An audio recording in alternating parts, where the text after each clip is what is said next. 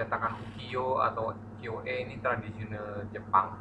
Sebenarnya cetakan ini banyak sekali dilihat di YouTube yang udah saya kasih linknya, jadi tinggal dilihat cara buatnya. Sebenarnya kalau di Indonesia orang suka bikinnya pakai cubilan kayu terus dikasih cat printing terus dicapkan gitu. Jadi kayak ngecap, kalau orang yang suka lihat batik cap ya seperti pakai batik cap, cuman ini kan ini dibalik. Kalau batik cap mungkin ngecapnya dari atas, kalau ini cetakannya di bawah terus di kertasin tempel di atas, jadi model seperti pengecapan batik ya, tapi terbalik yang ukiyo-e ini. Nah, ukiyo ini sudah sejak lama dan salah satu ini kita lanjut ya. Ini lukisannya Hokusai yang terkenal tahun 1820. Jadi dulu pernah di Eropa juga pernah diributkan bahwa ada lukisan similar atau Van Gogh itu banyak tentang kehidupan sehari-hari di sekitarnya. Kemungkinan besar juga ini memang dipengaruhi oleh Jepang ini. Poster-poster Jepang ini juga memperlihatkan kehidupan sehari-hari di Jepang, karena semuanya mereka sampai disebut Japonis karena ukiyo ini cetakannya di print dan dijual sebagai poster di Eropa, dan orang Eropa mengagumi poster-poster Jepang ini, dianggapnya suatu tradisi atau suatu kebudayaan yang sempurna gitu. Karena kita baru dari kemarin juga belajar tentang Feldman, analisis dan elemen seni dan prinsip seni, yang dari kemarin sebelum-sebelumnya tugasnya dikumpulin ini kurang detail ya.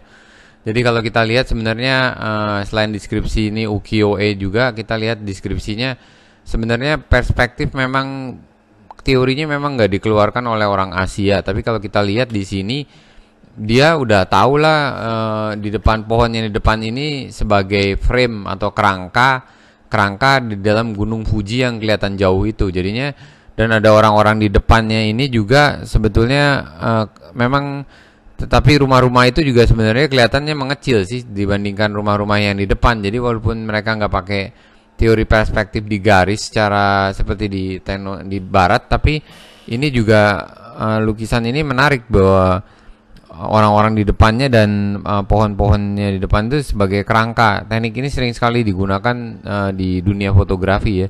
Kalau lukisan framing gini mungkin di lukisan Basuki Abdullah ada, cuma ini sih saya nggak pernah lihat sih kalau lukisan Basuki Abdullah di tengah gini komposisinya taruh pohon terus menutupi, terus kelihatan pohon Fujinya jauh. Lebih sering fotografer lah yang gunakan teknik komposisi seperti ini. Nah ini jadi menceritakan kalau di sini dominannya kalau prinsip seninya kemungkinan ini emphasize atau proporsi ya. Jadi perbandingan antara yang dominan perbandingan antara Gunung Fujinya yang kelihatan kecil dan pohon yang kerangka di depan ini kelihatan raksasa ya. Kalau dipikir tentang komposisi ya, ini memang menarik ya. Nggak kepikir kalau tahun 1800 komposisinya sudah seperti ini. Jadi ini juga seperti force perspektif lah kalau untuk orang barat bilang. Jadi yang di bagian depan orang ini kelihatan besar, dan Gunung Fuji kemungkinan besar juga Gunung Fujinya kelihatan jauh kecil, nelayan atau apa lagi menjala, di depannya ombak. Tapi kalau dilihat mungkin kalau prinsip seninya yang main di sini movement ya, karena kelihatan ombaknya bergulang-gulang. Walaupun bukan lukisan terkenalnya yang ada ombak besar itu, yang kalau di Hokusai paling terkenal mungkin lukisan itu.